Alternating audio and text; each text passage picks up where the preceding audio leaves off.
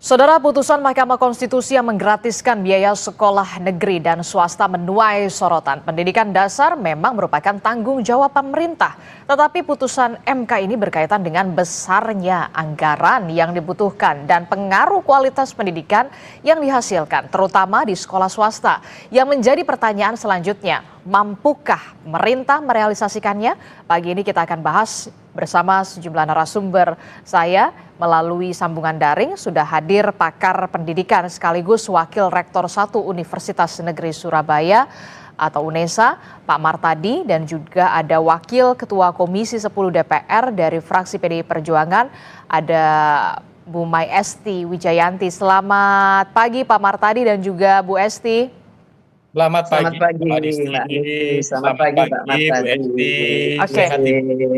Pagi-pagi ini Alhamdulillah. kita membahas dari dunia pendidikan, begitu ya, keputusan MK yang memutuskan bahwa pemerintah wajib menggratiskan, begitu ya, sekolah dasar SMP tidak hanya negeri tapi juga swasta. Saya ke Pak Martadi dulu. Pak Martadi, Ya. dari kacamata Anda, dari pakar pendidikan, bagaimana dengan keputusan MK ini? Apakah sudah tepat atau ada pengaruhnya nanti ke depannya? Seperti apa?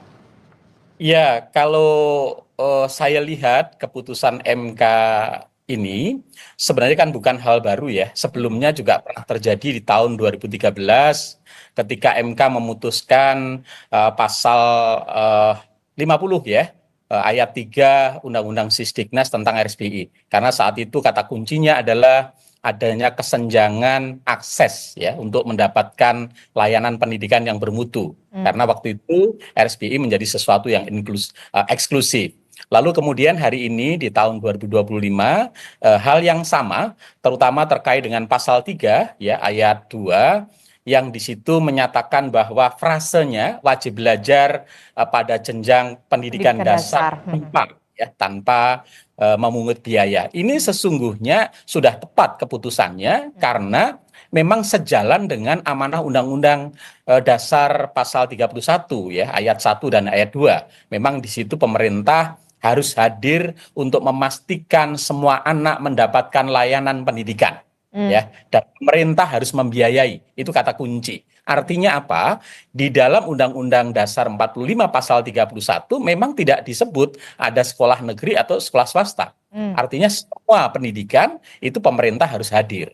Lalu kita lihat di Undang-Undang Sisdiknas yang pasal 34 ini memang terkesan bahwa hanya pendidikan negeri saja yang kemudian gratis, sementara pendidikan swasta tidak gratis. Nah, ini kemudian hari ini kita sadar bahwa kapasitas daya tampung sekolah negeri itu terbatas. Terbatas, betul.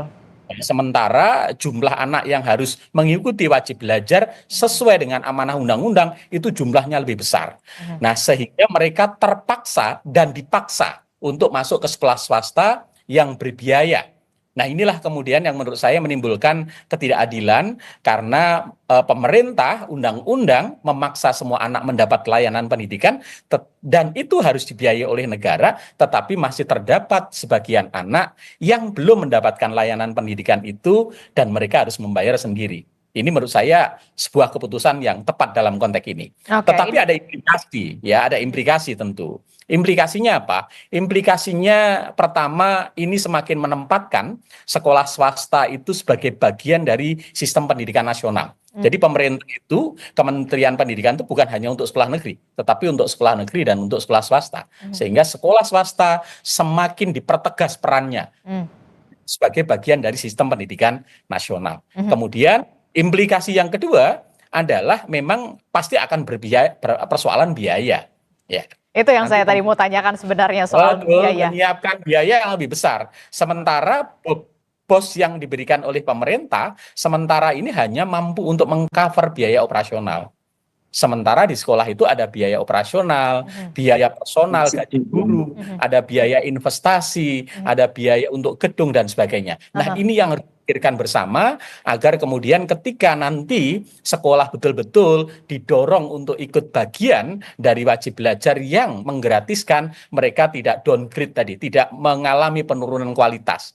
Nah, pemerintah dalam hari ini kementerian harus merumuskan betul kriteria sekolah yang tidak termasuk kategori tertentu tadi yang Oke. tadi Bu Esti sebut tadi. Oke, tapi sebelum sampai ke situ, ya betul, yang menjadi pertanyaan selanjutnya adalah soal yang harus dipikirkan oleh negara atau pemerintah adalah soal pembiayaannya begitu ya Bu Esti ya, karena kan anggarannya pasti besar sekali begitu ya, karena Iya. pemerintah harus hadir begitu, wajib hadir untuk bisa memberikan layanan pendidikan kepada seluruh anak Indonesia, utamanya di pendidikan dasar begitu. Nah, kalau dari DPR sendiri, bagaimana ini kalau soal pembiayaan? Pasti yang menjadi pertanyaan, bisa nggak nih terrealisasi setelah ada putusan MK ini? Ya, Mbak Anisti, terima kasih. Saya menyambung apa yang sudah disampaikan oleh Prof. Martadi tadi. Yang pertama, kita menyambut baik terhadap apa yang sudah diputuskan oleh Mahkamah Konstitusi. Dan ini adalah sebuah perjuangan panjang dan selalu kita suarakan di ruang-ruang rapat kerja di Komisi 10. Oke. Nah, tentu saja ketika kami menyuarakan pun kita sudah mengkalkulasi. Sebenarnya pemerintah bisa dengan anggaran mandatory spending dari Undang-Undang Dasar 1945 bahwa 20% anggaran itu harus diberikan dari APBN untuk pendidikan, maka itu sesungguhnya sekali lagi saya mengatakan bisa dilaksanakan meskipun itu harus secara bertahap. Yang pertama saya mencoba mengkalkulasi jumlah siswa seluruh Indonesia, baik SD maupun MI, itu ada sejumlah kira-kira 28 juta. Yang SMP maupun MTS itu kira-kira 13 juta. Jika kemudian ada persyaratan tertentu yang harus kita lakukan, misalnya saja harus semuanya sesuai dengan standarisasi pendidikan kita, baik kurikulumnya, baik kemudian muatan-muatan yang pendidikan yang diberikan kepada para anak didik, dan kemudian juga soal guru dan yang lainnya. Saya mencoba mengkalkulasi. Karena sudah ada Kabupaten Kota Semarang yang melakukan percobaan itu beberapa tahun ini dengan memberikan BOS sebanyak 150.000 kepada sekolah yang siap menerima program itu. Saya mengkalkulasi ketika satu siswa itu diberikan BOS, bukan diberikan kepada siswanya, tetapi untuk operasional, termasuk untuk guru, termasuk kemudian juga untuk perawatan dan yang lain sebagainya, itu kira-kira 250.000 per siswa per bulan. 250.000 per siswa per bulan. Iya, saya menghitung agak apa yang minimal mestinya bisa disiapkan. Kalau 250.000 per bulan per siswa itu kira-kira seluruh SD itu membutuhkan 5 triliun per bulan. Kemudian SMP itu siswanya kira-kira 13.000. Nah, kalau yang memenuhi persyaratan kira-kira 10.000 bukan 13.000, 13 juta, 10 juta, maka dibutuhkan 5 triliun juga per bulan kalau per siswa 500.000. Jadi SD 250, SMP 500.000, itu kira-kira negara menyiapkan 10 triliun per bulan. Maka hanya membutuhkan 120 triliun per bulan. Sementara anggaran pendidikan kita totalnya adalah 724 triliun untuk 2025. Maka dengan realokasi anggaran tepat, termasuk kan di situ DAK, itu di dalamnya adalah BOS dan juga gaji, itu ada 347 triliun sendiri, termasuk revitalisasi. Nah, ini kita berbagi tugas nanti dengan pemerintah daerah. Soal operasional sekolah, termasuk guru-guru, maka kita nyiapkan 120 triliun per tahun. Nah, tetapi untuk perawatan sekolah misalnya, atau perbaikan revitalisasi sekolah, itu dilakukan oleh pemerintah daerah sesuai dengan kewenangannya. Sangat cukup, sangat cukup. Karena memang ada beberapa split anggaran, alokasi anggaran yang kita rasa selama ini memang belum tepat. Hanya kemudian kita harus memikirkan, swasta ini kan mayoritas gurunya tidak digaji oleh pemerintah selama ini. Maka ada pemikiran swasta harus dinaikkan bosnya atau biaya per bulannya dibandingkan dari negeri. Tapi ini sekolah swasta yang mana dulu? Ini kan sekolah swasta ada grade-nya juga, Bu Esti. Yes, itu yang mau saya sampaikan. Bahwa swasta yang sudah mandiri, biarkan sekolah ini tetap mandiri.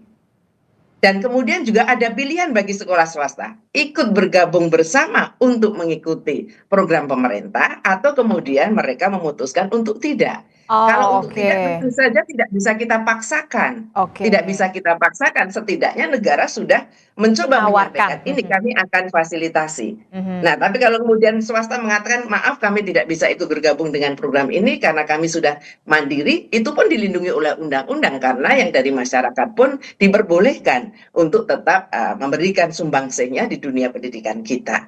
Begitu, Mbak. Oke, sudah dapat poinnya. Jadi, untuk sekolah swasta yang mandiri, ada pilihan mau ikut program pemerintah begitu ya, kemudian digratiskan atau kemudian benar-benar mandiri seluruhnya, begitu ya? Ya, saya kira ada poin-poin yang kemudian memang harus kita diskusikan lebih lanjut. Mandiri atau hanya mendapatkan 100% mandiri atau bos yang kemudian tentu sangat berbeda dengan yang harus kita berikan kepada sekolah-sekolah yang bersiap bergabung untuk program sekolah gratis pendidikan dasar. Mhm. Begitu, Mbak. Oke, bagaimana, Pak Martadi melihat, penjelasan dari Bu Esti tadi? Kira-kira, ada sekolah swasta yang memang benar-benar mandiri begitu ya, jadi diberikan pilihan kalau mau ikut boleh, kalau tidak, tidak apa-apa begitu. Apakah nanti yang mungkin ada juga pertanyaan nanti, wah nanti jangan-jangan ada kualitasnya, kualitas pendidikannya yang berbeda nih, biasanya kualitasnya di sini, kemudian, nanti kemudian ada yang digratiskan, mungkin ada kekhawatiran juga akan penurunan atau downgrade kualitas begitu. Apa yang bisa difikirkan atau seperti apa nantinya kira-kira menurut Anda dari pakar pendidikan Pak Martadi?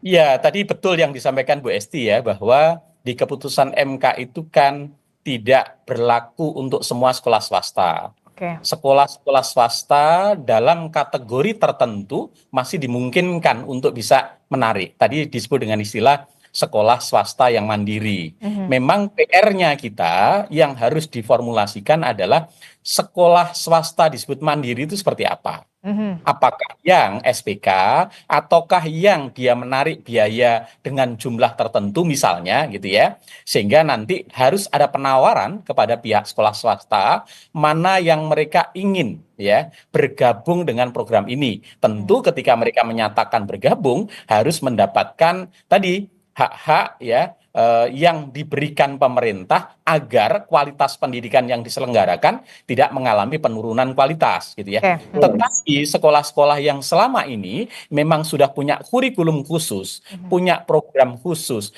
kemudian segmentasinya juga menuntut kualitas yang tinggi, maka menurut saya mereka juga jangan dipaksa untuk ikut program ini. Bahkan mereka diberi pilihan.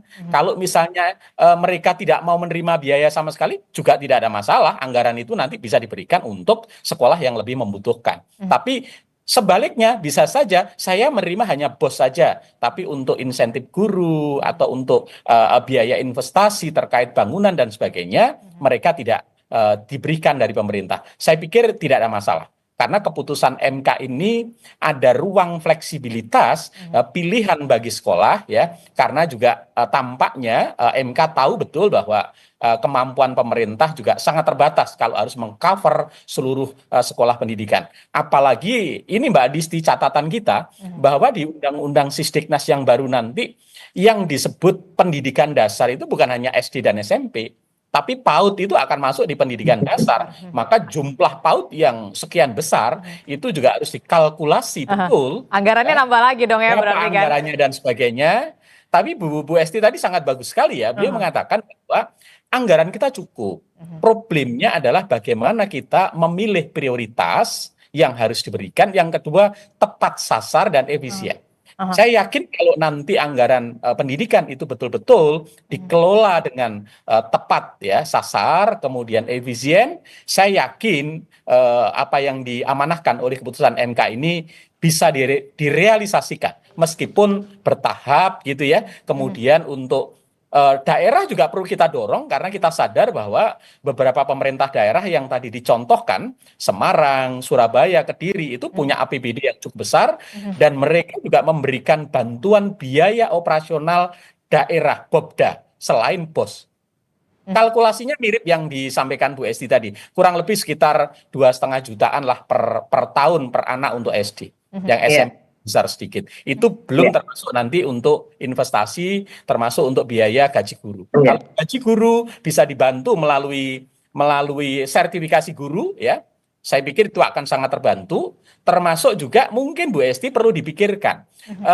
Guru-guru P3K itu kan selama ini hanya ditempatkan di sekolah negeri. Ya, Yes, apakah iya betul sekali. dengan pola ini nanti guru P3K yang digaji Dimungkinkan, itu sangat dimungkinkan. dimungkinkan untuk ditempatkan Iya, di sekolah swasta swasta. sehingga bisa semakin lebih memudahkan dan menguntungkan untuk sekolah Iya. swasta. Gimana Bu Esti dengan saran dari Pak Martadi tadi soal guru P3K dimungkinkan tidak untuk juga di sekolah swasta begitu kan selama ini di sekolah negeri? Iya, keputusan pada periode ini kan memang P3K diperbolehkan untuk tetap bisa mengajar di swasta. Karena swasta memang diberi ruang untuk kemudian para gurunya mendaftarkan untuk menjadi P3K atau ASN begitu. Tetapi memang kemudian masih belum terdistribusi dengan baik. Artinya begini, selama ini kan soal guru ini sudah banyak yang pensiun, tetapi tidak ada pengisian. Ya. Mungkin untuk memenuhi sekolah-sekolah negeri saja kita mungkin belum bisa memenuhi sepenuhnya. Nah, sekarang yang terpenting yang perlu kita pikirkan, ketika sekolah swasta itu masih banyak atau mayoritas guru-gurunya belum didanai oleh APBN kita, maka itulah ruang yang tadi saya katakan. Perlu dipikirkan, bosnya yang swasta harus lebih besar daripada bos negeri dengan mempertimbangkan salah satu indikatornya adalah jumlah guru dan guru yang tidak masuk dalam kategori ASN yang memang harus dibiayai melalui dana BOS ketika kita tidak diperbolehkan untuk menarik dari siswa karena itu keputusan Mahkamah Konstitusi. Kita memang perlu regulasi turunan yang mendalam. Maka kalau kemudian Pak Wakil Menteri mengatakan bahwa ini perlu ada diskusi panjang untuk kemudian lebih detail, ya memang harus begitu. Termasuk di dalam rancangan undang-undang Sisdiknas nanti kita akan coba masukkan. Ini kan baru dalam rangka mau revisi. Ketika mengatakan wajib belajar 13 tahun, tetapi kalau kemudian di dalam undang-undang Sisdiknas kita putuskan bahwa yang gratis sama sekali itu misalnya dari TK sampai dengan SMP itu bisa saja, tidak harus kemudian 13 tahun sampai lulus SMA, karena pasti kemampuan negara belum siap untuk itu. Maka berjenjang, kemudian kita mencoba tidak langsung 100% kita laksanakan, kita melakukan tahapan-tahapan, apakah dipilih per tahap dulu, SD dulu semua. Dengan catatan begini, ketika sudah menyatakan ini gratis, tidak boleh lagi itu ada tarikan-tarikan untuk membeli LKS, tarikan-tarikan untuk... Nah itu dia yang di lapangan gimana tuh kan kenyataannya harus... Ya, tarikan-tarikan untuk pelepasan Sudah, Bu Esti, siswa. ini Itu yang rame. harus clear, tidak boleh ada sehingga masyarakat tidak perlu bertanya uangnya mau dikemanakan ya, tidak. Ya. Maka besaran anggarannya pun tidak boleh minimalis, tetapi besaran anggaran yang tetap bisa memberikan jaminan mutu minimal sesuai standar pelayanan minimal yang kita berikan di dunia pendidikan kita. Jadi kekhawatiran untuk penurunan mutu itu yang perlu kita jawab. Jawabannya apa? Ya anggarannya jangan terlalu kecil, tetapi juga diikuti dengan pengawasan. Ini yang penting. Pengawasan bahwa uang ini akan digunakan benar-benar sesuai dengan peraturan yang harus yang ada dan kemudian dipertanggungjawabkan secara jelas dan pengawasan oleh yang namanya pengawas sekolah untuk penjaminan mutu kan juga ada. Itu harus melihat secara keseluruhan, secara rutin untuk melihat bagaimana kualitas sekolah-sekolah tersebut, bagaimana standar pendidikannya tercapai atau tidak. Oke, saya sepakat sama Bu Esti, pengawasannya benar-benar harus ekstra ketat karena ini tidak main-main begitu ya. Saya sih sepakatnya ini dilakukan secara bertahap dulu lah, begitu jangan sampai semuanya dulu semuanya langsung SMP, SD bahkan TK atau PAUD begitu ya. Berjenjang saja dulu, dilihat dulu begitu ya. Jangan sampai kemudian sudah judulnya gratis tapi ternyata kenyataannya masih ada iuran inilah, pungutan inilah, kan itu yang kemudian jadi pertanyaan juga pasti di masyarakat, Pak Martadi. Ya, itu harus kita pastikan, Mbak. Kita harus pastikan tidak ada iuran-iuran lagi setelah semua kemudian dipenuhi oleh pemerintah melalui perhitungan BOS yang sesuai. Oke, Pak Martadi. Ya, saya pikir betul ya. Jadi sekali lagi tantangan kita ketika nanti pertama adalah komitmen ya. Komitmen anggaran yang menjadi amanah undang-undang 20% harus clear ya. Itu harus dijalankan baik di tingkat pemerintah pusat sampai di daerah. Karena selama ini kan tidak semua daerah itu mampu memenuhi itu. Yang kedua adalah prioritas, sehingga anggaran yang terbatas tadi harus betul-betul bisa dialokasikan kepada sekolah-sekolah untuk memenuhi ya kebutuhan bukan minimal, tetapi kebutuhan yang relatif bisa memastikan pendidikan yang bermutu. Karena hari ini isunya bukan orang tua itu bukan sekedar anak sekolah, tetapi sekolah yang bermutu gitu ya. Maka itu yang dipikirkan. Nanti dihitung betul ketika pendidikan yang bermutu sesuai dengan standar nasional itu biaya operasional cost-nya berapa, biaya gurunya berapa, biaya investasinya berapa, itulah yang harus dialokasikan. Tidak harus semua sekolah dulu, tetapi penting dipikirkan mana sekolah-sekolah yang sudah mandiri dulu, jangan menjadi prioritas. Mana sekolah-sekolah yang harus betul-betul dialokasikan dalam waktu dekat, tetapi dipenuhi dengan penuh. Ya, sehingga kita bisa memastikan layanan pendidikan di sekolah itu sesuai dengan standar nasional. Ya, Ya, itu sesuai dengan standar nasional karena kan ya kita lihat saja beda lah sekolah-sekolah di kota-kota besar dengan sekolah-sekolah di perbatasan, sekolah-sekolah di pedalaman, bahkan kita merasa sedih ketika fasilitasnya kok seperti ini begitu. Apakah mereka merasa aman atau nyaman bisa menempuh pendidikan, itu yang kemudian juga harus difikirkan begitu Pak Martadi dan juga Bu Esti. Betul. Ya, saya kira demikian, Mbak. Jadi memang keputusan ini adalah keputusan yang sangat baik dan memang harus ada perencanaan untuk pelaksanaannya. Karena memang ini bersifat final dan harus dilaksanakan. Sehingga tahapan untuk melakukan keputusan MK ini harus segera mulai didiskusikan dan kemudian kita akan lihat bagaimana prosesnya nanti atau berapa tahun kemudian akan kita totalkan selesai betul-betul SD SMP ini kita gratiskan, tidak ada lagi beban dengan catatan tertentu, termasuk soal standar pendidikan yang harus terpenuhi, termasuk kurikulum yang sesuai ditetapkan oleh pemerintah dan yang lain-lain sebagainya. Termasuk juga fasilitas juga di sekolah masing-masing begitu ya, apalagi sekolah-sekolah di daerah-daerah terpencil. Tadi minimal 250.000 itu sudah dalam masuk kategori bahwa fasilitas pendidikannya dengan rata-rata misalnya siswa 100 anak per sekolah untuk SD itu saya kira memungkinkan. Kalau bisa lebih ya lebih baik untuk bisa kita lakukan itu. Oke, itu artinya dalam waktu dekat akan segera melakukan rapat kerja bersama dengan Kemendikbudrismen untuk membahas ini secara detail, mekanismenya akan seperti apa ke depannya. Pasti. Ya, Komisi 10 sudah merencanakan minggu pertama kita masuk di masa sidang berikutnya ini, kita akan segera mengundang Kemendikbudrismen. Karena ada isu-isu krusial, tentu saja yang utama adalah mengenai keputusan Mahkamah Konstitusi. Dan saya kira Dikbudrismen juga sudah mulai melakukan perencanaan untuk kemudian berhitung berapa kebutuhan yang harus disiapkan dari APBN kita untuk kemudian itu bisa terlaksana dengan baik, dengan tahapan-tahapan yang kemudian bisa kita lakukan sesuai dengan kemampuan fiskal kita, begitu. Termasuk juga saya titip soal kesejahteraan guru dan juga para pendidik begitu ya, Bu Esti. Terakhir Pak Martadi, apa yang kemudian bisa disampaikan oleh Bu Esti begitu ya, nanti akan ada rapat kerja juga bersama dengan Kemendikbudrismen.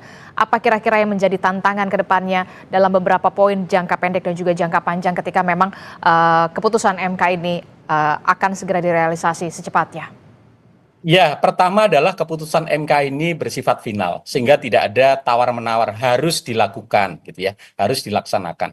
Kemudian yang kedua, ketika ini dilaksanakan tentu membutuhkan ya regulasi turunan dari keputusan MK ini agar nanti di lapangan itu betul-betul bisa berjalan dengan baik. Ada beberapa tantangan tadi. Pertama adalah terkait kemampuan fiskal yang ada di kementerian maupun di pemerintah. Ini harus dialokasikan betul, dihitung betul ya, sehingga di tahun ini juga kita bisa mapping sekolah-sekolah yang prioritas untuk dilibatkan dalam program ini, sehingga betul-betul nanti tahun ini jalan betul, kemudian orang tua merasakan bahwa MK keputusan ini betul-betul bisa memudahkan dan meringankan mereka untuk mendapatkan layanan pendidikan. Yang tidak kalah penting tadi menurut saya yang harus dikawal adalah bahwa sekolah swasta itu bukan hanya membutuhkan biaya operasional, tetapi ada biaya personal, ada biaya untuk investasi, ada biaya untuk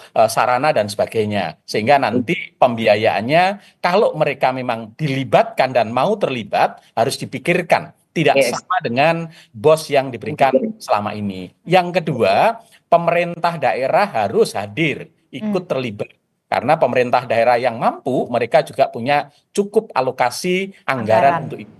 Nah, lalu yang ketiga, sekolah swasta juga harus mulai dilibatkan dalam bagian dari sistem SPMB yang zonasi ini. Jadi bukan hanya SPMB zonasi itu hanya untuk sekolah negeri, tapi sekolah swasta ini juga menjadi bagian karena mereka sudah semi negeri nih, karena hanya statusnya saja swasta, tapi operasionalnya, layanannya, pembiayaannya sudah sama dengan negeri, termasuk kualitasnya. Sehingga tidak lagi di setiap tahun kita selalu disibukkan dan diributkan dengan problem yang sama. Apa? Terkaitan penerimaan siswa baru. P3K juga harus dialokasikan untuk sekolah-sekolah swasta yang mau terlibat, termasuk harus dipastikan sertifikasi guru ya dalam jabatan, baik sekolah negeri maupun swasta juga harus dikawal sehingga mereka di sekolah swasta pun mereka akan mendapatkan gaji yang cukup ya ketika mereka memang melayani anak-anak bangsa ini. Saya kira poin-poin itu yang perlu dipikirkan, Mbak Adisti.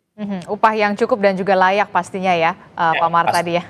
Pak Mar tadi dari kacamata Anda di dunia pendidikan, apakah kemudian dana BOS ini memang sudah tepat sasaran begitu setelah memang nanti akan ada realisasi keputusan MK yang baru ini? Ya tentu dana BOS ini kan harus dialokasikan untuk semua anak tanpa terkecuali. Ya. Tapi sekarang kan di lapangan ada beberapa sekolah dalam kategori tertentu yang Bu Esti sebut dengan mandiri itu tidak mau menerima dana BOS ya. Karena memang mereka merasa dengan dana BOS yang tidak terlalu besar itu kemudian cukup ribet dari sisi administrasi sehingga mereka nggak mau menerima.